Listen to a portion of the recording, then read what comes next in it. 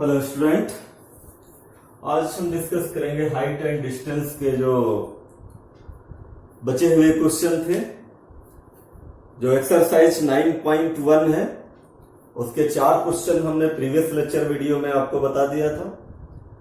यानी जो class 10th की हाइट एंड डिस्टेंस है एक्सरसाइज 9.1 और उसके 4 क्वेश्चन हम पहले ही डिस्कस कर चुके हैं प्रीवियस लेक्चर वीडियो में। आज हम डिस्कस करेंगे उसके आगे के question number 5 NCERT question number 5 NCERT class 10th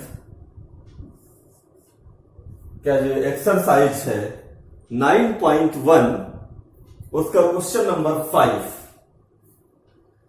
book मेरे हिसाब से सभी के पास होगी। वो एनसीईआरटी 9.1 एक्सरसाइज जो है क्लास 10th की मैथमेटिक्स का उसका क्वेश्चन नंबर 5 जो देखिए क्या है। क्वेश्चन नंबर 5 है a kite is flying at a height of 60 metre above the ground. The string attached to the kite is temporarily tied to a point on the ground. The inclination of the string with the ground is 60 degree. Find the length of the string assuming that there is no slack to the string. यानी आपको calculate ये करना है question number 5 में कि length of string calculate करना है। तो 60 मीटर जो है 60 मीटर पहले तो आप इसका फिगर ड्रा करिए और यहां से ये जो हाइट है ये 60 मीटर गिवन है और यहां से यहां पे ये काइट जो है वो उड़ रही है। ये जो एंगल ऑफ इंक्लाइनेशन है वो 60 डिग्री है। ठीक, एंगल ऑफ इंक्लाइनेशन आपका 60 डिग्री है। अब आपको कैलकुलेट ये करना है इस जो स्ट्रिंग है उसकी लेंथ आपको कैलकुलेट करना है। यानी ए बी और सी यहां पे कोई काइट है ये इस तरीके से उड़ रही है। सी पॉइंट पे काइट जो है वो उड़ रही है। आपको एसी कैलकुलेट करना है तो साइन 60 लगा दीजिए। यानी गिवन क्या है, given BC equal to 60 metre and angle of elevation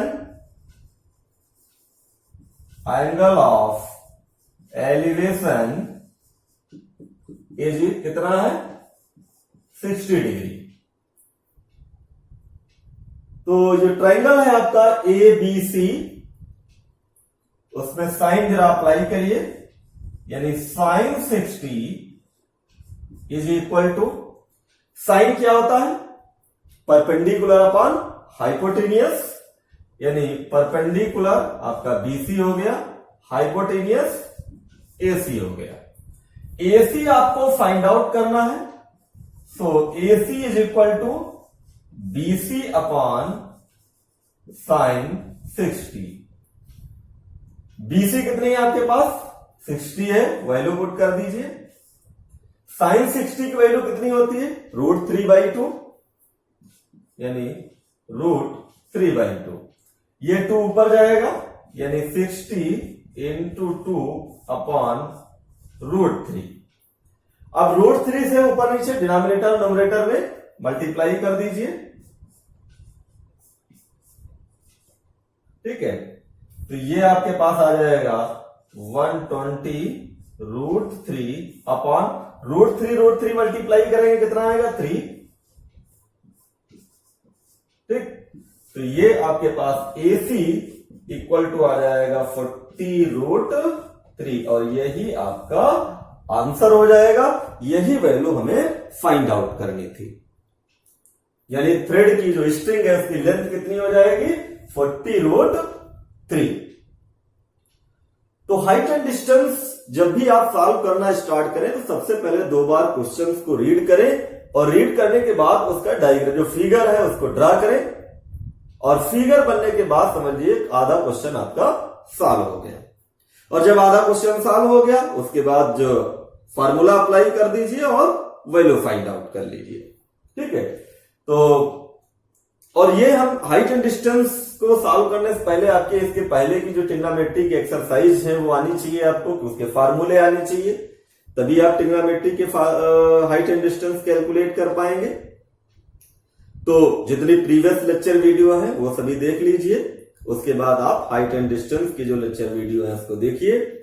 और जो लोग भी चैनल हमारा देखते हैं, हमारे लेक्चर वीडियो देखते हैं, वो सब्सक्राइब जरूर चैनल को कर लें जिससे कि उनको न्यू लेक्चर वीडियो की नोटिफिकेशन मिल जाए।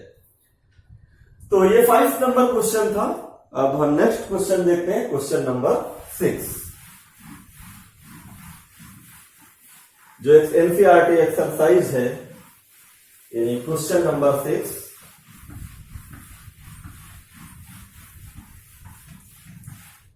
क्वेश्चन नंबर 6 क्या है जरा देखिए, बुक सभी के पास होगी। क्वेश्चन नंबर 6 है, a 1.5 tall boy is standing at some distance from a 30-meter tall building. The angle of elevation from the edge to the top of building increases from 30 degree to 60 degree as he walked toward the building. Find the distance he walked toward the building. यानी question number 6 ये है कि एक boy जो है वो 1.5 metre लंबा है और वो 60 जो आपकी कितनी हाइट का है आपका, ये जो 30 मीटर टॉल बिल्डिंग है, ये बिल्डिंग मान लेते हैं 30 मीटर, और यहां से 1.5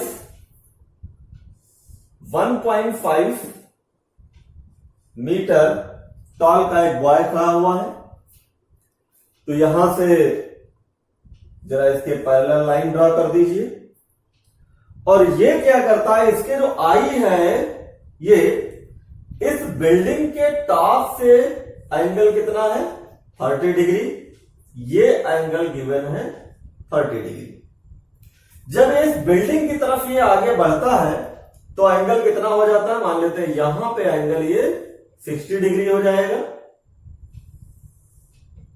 ये आपका 60 डिग्री एंगल हो गया। अब आपको कैलकुलेट, ये डिस्टेंस कैलकुलेट करना है कि कितना डिस्टेंस बिल्डिंग की तरफ मूव किया कि एंगल जो है 60 डिग्री हो गया। तो ये वैल्यू आपको फाइंड आउट करनी है। ठीक, तो यहां से ए बी सी डी ई और एफ। अब ये जो टोटल हाइट इस बिल्डिंग की दी है, ये कितनी दी है 30 मीटर दी है, यानी बिल्डिंग की जो हाइट दी है टोटल 30 मीटर दी है, और ये जो है 1.5 है, तो ये भी आपकी क्या हो जाएगी, ये 1.5 हो जाएगी। तो ये कितनी बचेगी आपकी डीसी, ये 30 माइनस 1.5 यानी 28.5, यानी डीसी आपके पास आ जाएगी 28.5। अब फिगर ड्रा हो गया, और जब फिगर ड्रा हो गया तो क्वेश्चन आसान हो जाएगा सॉल्व करने में। तो पहले गिवन वैल्यू लिखिए, गिवन क्या है, बिल्डिंग की हाइट दी है, हाइट कितनी दी है 30 मीटर, और बॉय की हाइट क्या है,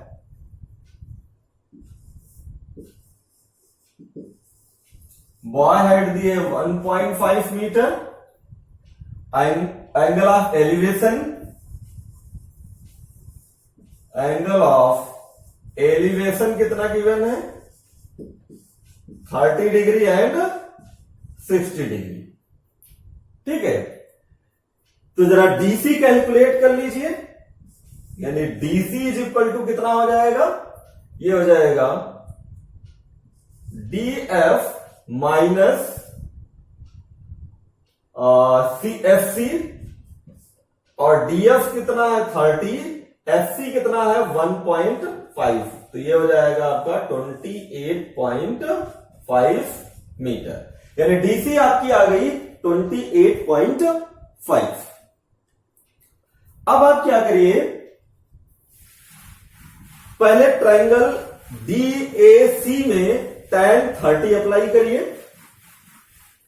यानी from triangle DBC tan 60 apply करिए। tan क्या होता है, परपेंडिकुलर अपॉन बेस, यानी परपेंडिकुलर क्या है डीसी और बेस क्या है आपका बीसी, तो ये हो जाएगा √3 इक्वल टू डीसी कितना है आपके पास 28.5 और बीसी कितना है आपका, बीसी आपको फाइंड आउट करनी है, ठीक। तो यहां से आपकी बीसी इक्वल टू हो जाएगा 28.5 अपॉन √3, ये वैल्यू आपकी आ गई बीसी की। और हमें वैल्यू कौन सी फाइंड आउट करनी है, एबी की वैल्यू फाइंड आउट करनी है। अब जरा from triangle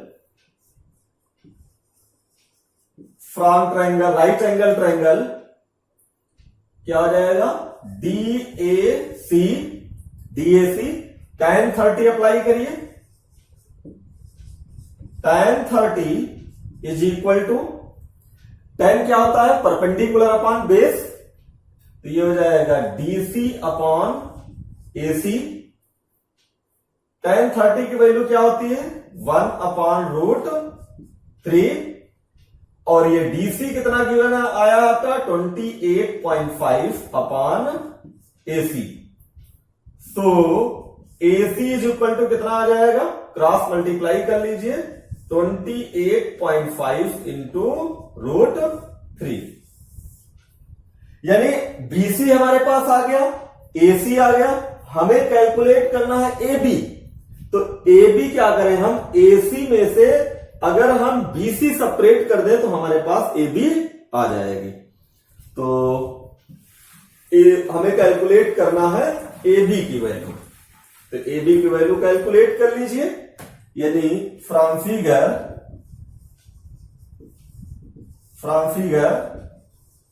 AB is equal to क्या हो जाएगा, AC माइनस BC, और AC कितनी है हमारी 28.5 इंटू √3, 28.5 √3 माइनस ये वैल्यू पुट कर दीजिए BC की 28.5 अपॉन √3, ठीक।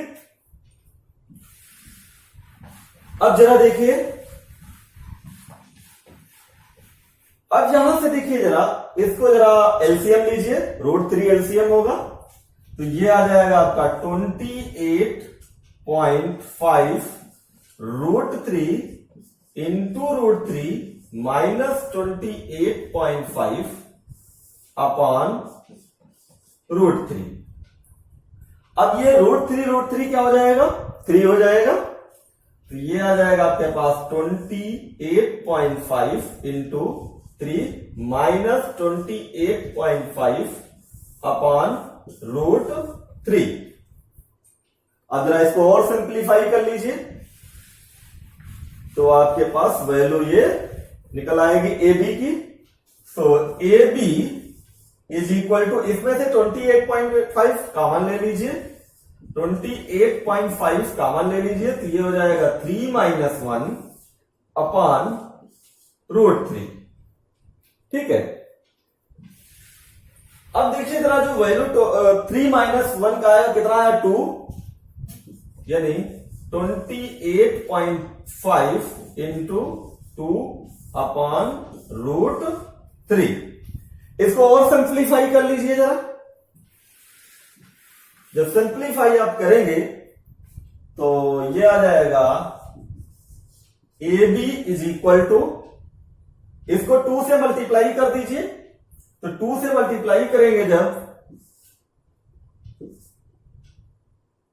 तो ये आ जाएगा 57/√3। ठीक है,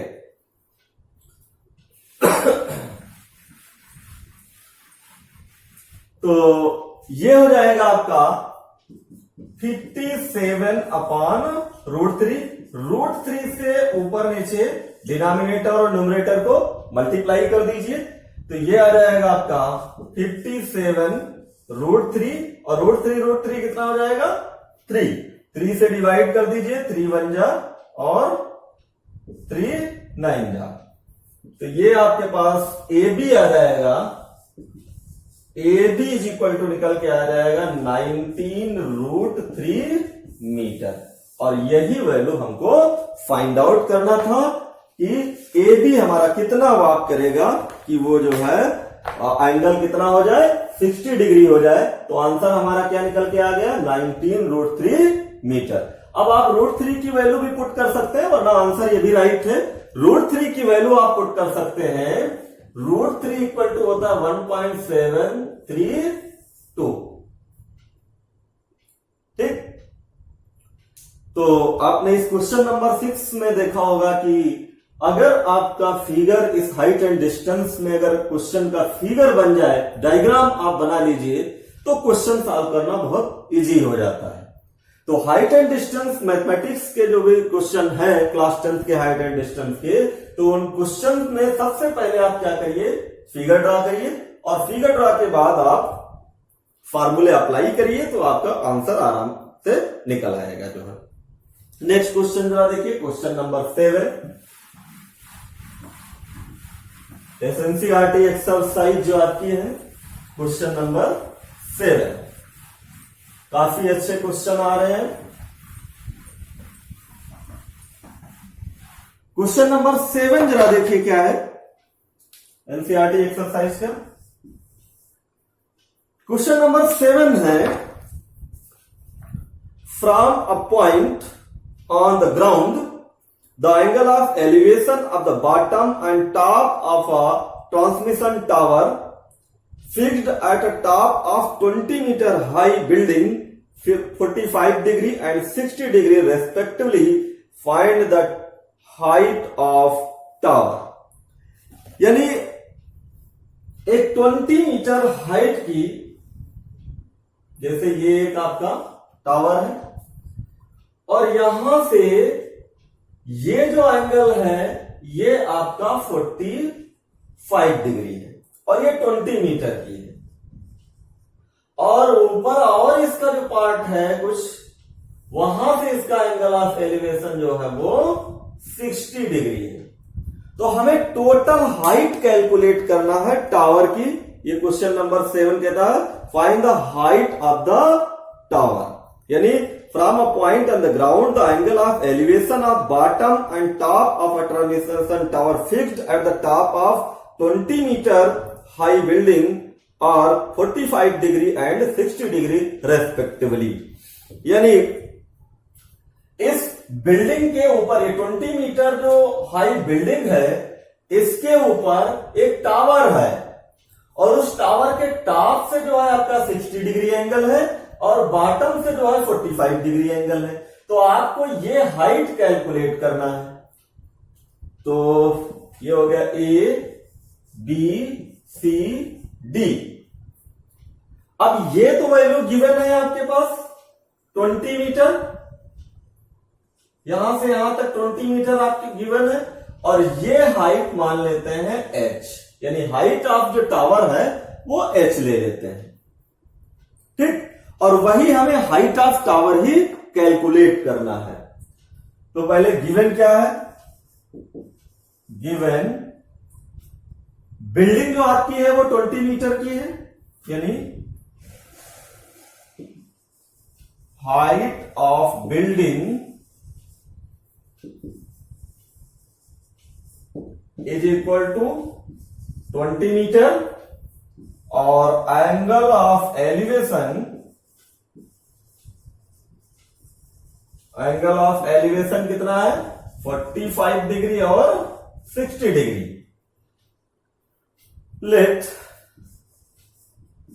the height of tower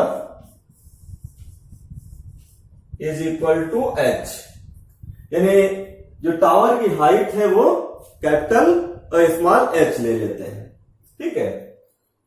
अब जरा पहले 45 अप्लाई करिए, tan 45 और उसके बाद tan 60 इक्वेशन बन जाएंगी और इक्वेशंस को सॉल्व कर लीजिए. तो in triangle A B C tan 45 और tan क्या होता है? Perpendicular upon base. परपेंडिकुलर क्या है? BC upon AB. और tan 45 की वैल्यू 1 होती है. BC आपके पास दिया है 20. AB आपको फाइंड आउट करना है. तो AB इक्वल टू कितना आ जाएगा? AB इक्वल टू आ जाएगा 20 मीटर. अब आपको वैल्यू किसकी फाइंड आउट करना है? इस टावर की वैल्यू फाइंड आउट करना है. तो tan 60 अप्लाई करिए. यानी tan 60 यानी in triangle right angle triangle किसमें ये हो जाएगा DAB. यानी tan 60 इज इक्वल टू क्या हो जाएगा? DB upon AB. tan 60 की वैल्यू कितनी होती है? √3. √3 पुट कर दीजिए. और dB आपके पास क्या है? 20 प्लस h अपॉन AB आपको वैल्यू फाइंड आउट कर चुके हैं, ये 20 है. हमें वैल्यू किसकी फाइंड आउट करनी है? h की वैल्यू फाइंड आउट करनी है. इसको जरा क्रॉस मल्टीप्लाई करके और सॉल्व कर लीजिए तो हाइट ऑफ टावर आपके पास निकल के आ जाएगी. यानी 20 plus h is equal to क्या आ जाएगा? 20√3. जब आप क्रॉस मल्टीप्लाई करेंगे तो h की वैल्यू फाइंड आउट करिए जरा. 20√3 माइनस 20. तो h is equal to 20 common ले लीजिए. √3 माइनस 1. ये आपका आंसर आ जाएगा. यानी हाइट ऑफ टावर जो हो जाएगी, यानी height of tower is equal to 20√3 minus 1 metre. और यही वैल्यू हमको फाइंड आउट कर सकते हैं. √3 की वैल्यू 1.732 रख करके 1 सेपरेट करके मल्टीप्लाई कर दीजिए. लेकिन ये भी आंसर आपका राइट है. तो ये क्वेश्चन भी सॉल्व हो गया. मेरे हिसाब से जितने भी क्वेश्चन हमने सॉल्व किए हैं वो काफी अच्छे क्वेश्चन है. हाइट एंड डिस्टेंस के सारे आपके समझ में आ गए होंगे. ये क्वेश्चन नंबर 7 था इस एक्सरसाइज का. Question number exercise 9.1. और हम बार बार आपसे यही कह रहे हैं कि जब भी आप मैथमेटिक्स आप सॉल्व कर रहे हैं तो सारे फार्मूले उस चैप्टर के जरूर आने चाहिए आपको जो चैप्टर आप सॉल्व कर रहे हैं. और अगर आपको फार्मूले नहीं आते हैं तो सॉल्व करना बहुत ही प्रॉब्लम होगी. कोई भी किसी भी एक्सरसाइज के हो, किसी भी चैप्टर के क्वेश्चन हो, जब तक आपको फार्मूले नहीं आते होंगे तब तक आप क्वेश्चन को सॉल्व नहीं कर पाएंगे. ठीक है. अब जरा नेक्स्ट क्वेश्चन की तरफ पढ़ते हैं. Question number 8.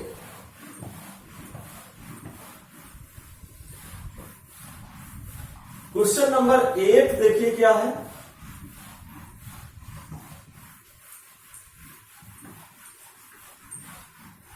क्वेश्चन नंबर 8 है.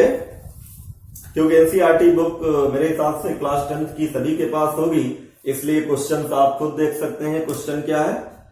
और क्वेश्चन नंबर 8 है a statue 1.6 meter tall stand on the top of a pedestal from a point on the ground. The angle of elevation of the top of statue is 60 degree and from the same point of the angle of elevation of the top of pedestal is 45 degree. Find the height of pedestal. देखिए जरा क्या है, इस pastel है कोई और इस पे जो है कोई आदमी खड़ा है 1.5 मीटर का, 1.6 मीटर का, 1.6 मीटर का खड़ा हुआ है और ये जब यहां से देखता है, इस पॉइंट से देखता है, यहां पे कोई, ये जो एंगल ऑफ एलिवेशन है ये 60 डिग्री है और इसके जो बॉटम है यहां से जब ये एंगल ऑफ एलिवेशन दिया है वो 45 डिग्री है।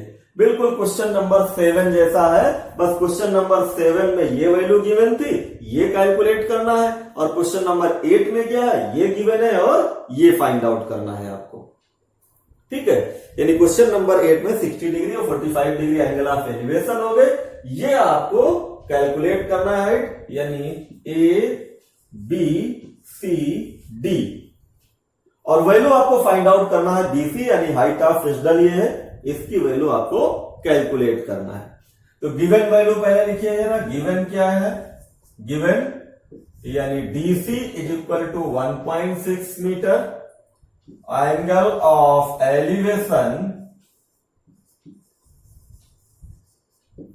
कितना है 45 डिग्री एंड 60 डिग्री। आपको फाइंड आउट करना है फाइंड बीसी। तो पहले सबसे हम क्या कैलकुलेट कर लेते हैं, ए बी की वैल्यू फाइंड आउट कर लेते हैं और उसके बाद बीसी की वैल्यू आप लोग फाइंड हो जाएगी।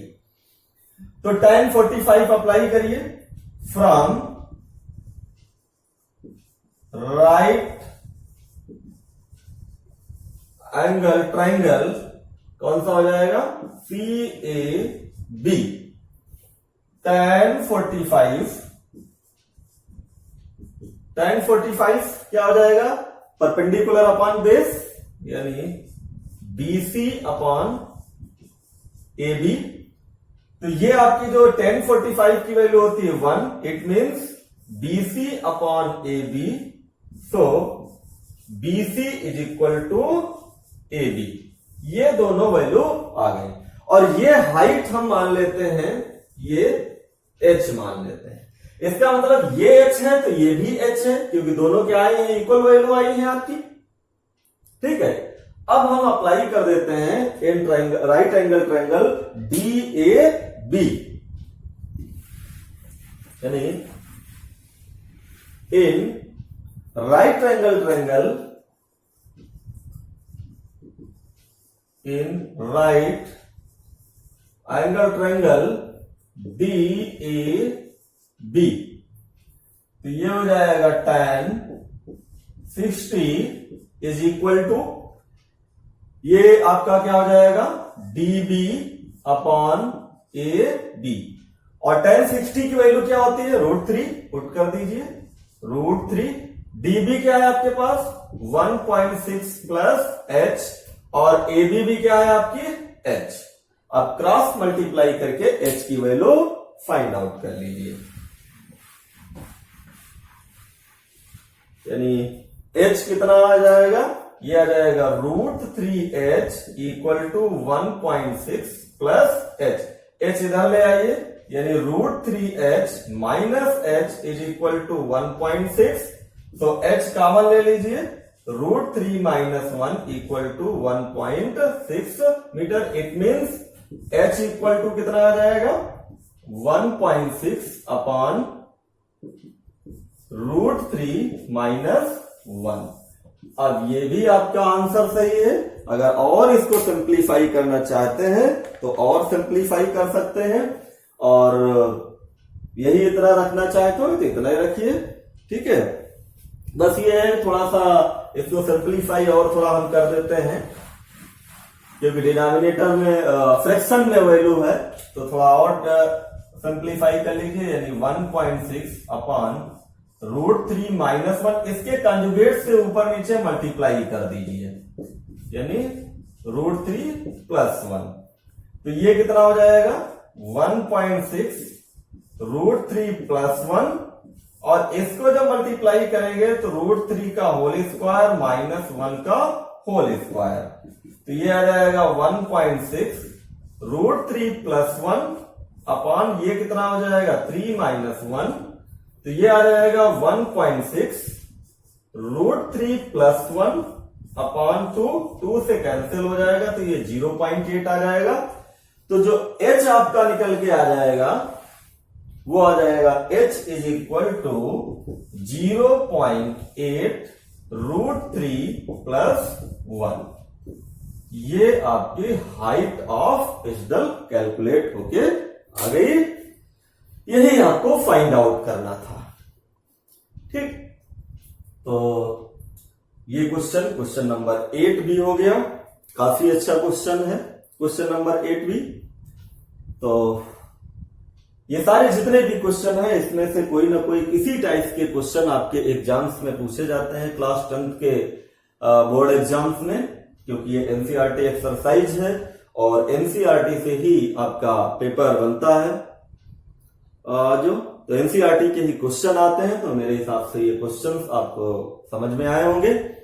अब जरा इसका नेक्स्ट क्वेश्चन सॉल्व कर लेते हैं ना, क्वेश्चन नंबर 9। क्वेश्चन नंबर 9 जरा देखिए क्या है।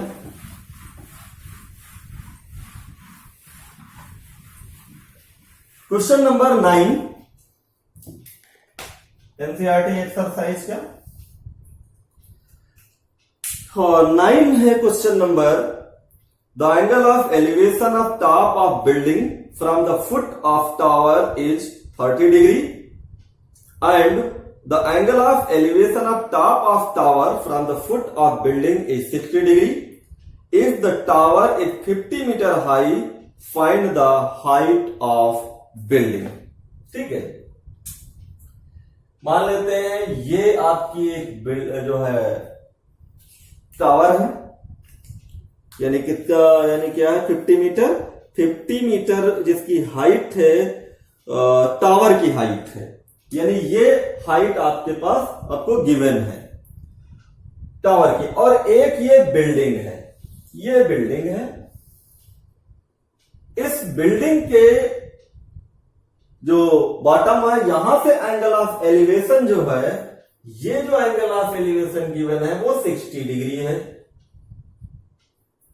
और यहां इसके से जो गिवन है वो 30 डिग्री है। ये आपका 30 डिग्री है, और ये वैल्यू आपके पास गिवन है 50 मीटर। ये टावर है, यानी ये तो आपका टावर हो गया।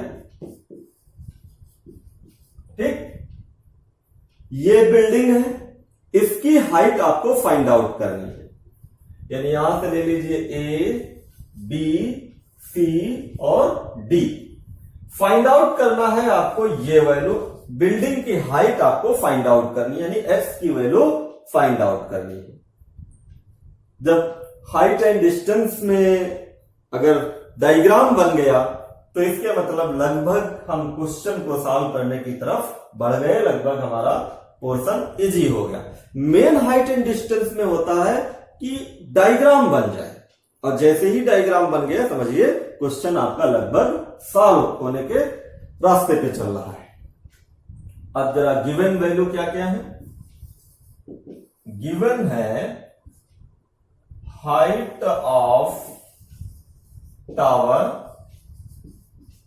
और कितनी हाइट गिवन है 50 metre. Angle of elevation given है, एंगल ऑफ एलिवेशन क्या है 60 डिग्री और 30 डिग्री। आपको हाइट कैलकुलेट करना है बिल्डिंग की, यानी let the height of A B is equal to X metre, यही आपको फाइंड आउट करना है। सो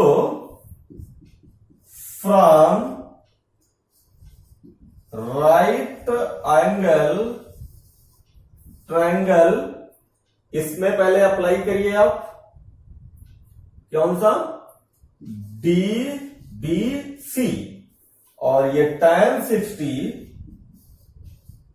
60 इक्वल टू क्या हो जाएगा, परपेंडिकुलर अपॉन बेस, यानी DC अपॉन BC, और tan 60 की वैल्यू कितनी होती है, √3,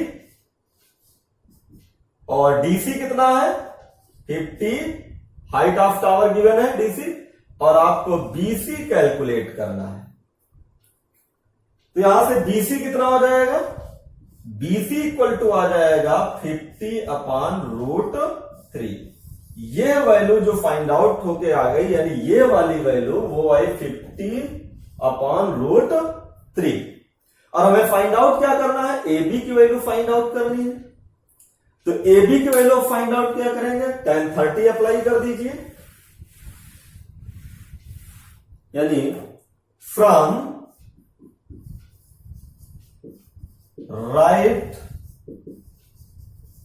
angle triangle ACB, tan 30 apply करिए, tan 30 is equal to perpendicular upon base, perpendicular क्या है आपका AB और बेस क्या है BC। वैल्यू पुट करिए जरा, हमें फाइंड आउट किसकी वैल्यू करना है, AB की वैल्यू फाइंड आउट करना है, tan 30 की value 1 upon √3 AB x, BC कितना है 50 अपॉन √3। अब ये डिनोमिनेटर से इनटू न्यूमरेटर, यानी √3 ऊपर जाएगा, तो ये हो जाएगा √3 equal to √3x upon 50, cross multiply करिए जरा, तो ये हो जाएगा √3 इंटू √3x इक्वल टू 50। √3 कितना हो जाएगा 3x equal to 50। So x equal to कितना आ जाएगा 50 अपॉन 3 मीटर, यानी हाइट ऑफ बिल्डिंग जो हो जाएगी वो 50 अपॉन 3 निकल के आ जाएगी, और यही आपको फाइंड आउट करना था। तो काफी अच्छा क्वेश्चन था ये। और फिर हम बार बार कहते हैं कि हाइट एंड डिस्टेंस जब भी आप सॉल्व करें तो डायग्राम सबसे पहले ड्रा करिए। अगर डायग्राम ड्रा हो गया तो क्वेश्चन समझ लीजिए सॉल्व हो गया। तो आज के लेक्चर वीडियो में इतना ही। नेक्स्ट हम फिर एक लेक्चर वीडियो लाएंगे जितने इसके रिमेनिंग क्वेश्चंस बचे हैं। अभी जितने क्वेश्चन अभी इसमें हैं एक एक क्वेश्चन करके हम सॉल्व करेंगे और लेक्चर वीडियो आपको देंगे। तो आज इतना ही। और हाँ, जो लोग भी हमारे लेक्चर वीडियो को देखते हैं, जो लोग हमारे चैनल को देखते हैं, वो सब्सक्राइब जरूर चैनल को कर लें, जिससे कि उनको न्यू लेक्चर वीडियो की नोटिफिकेशन मिल जाए। तो आज इतना ही। Thank you.